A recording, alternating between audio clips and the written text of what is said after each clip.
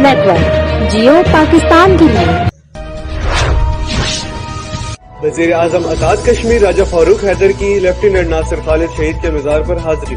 वजीर आजम आजाद कश्मीर राजा फारूक हैदर खान ने मज़ार पर फूलों की चादर चढ़ाई और फातिहा पढ़ी। पुलिस के चाको चबान दस्ते ने मज़ार पर सलामी पेश की।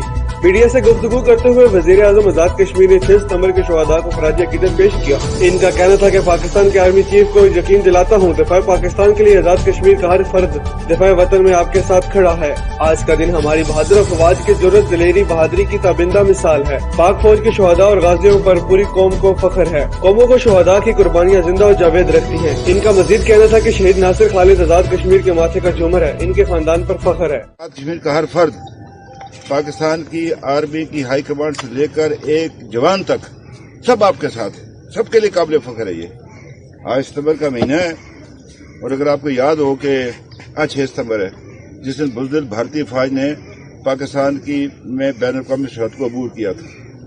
इससे पहले 2 सितंबर को मुकदमा जम्मू कश्मीर के इलाके में जो है वो हिफाज पाकिस्तान और हिंदुस्तान और आजाद कश्मीर के मुजाहिदीन के दरमियान एक मारकाट आई हुई।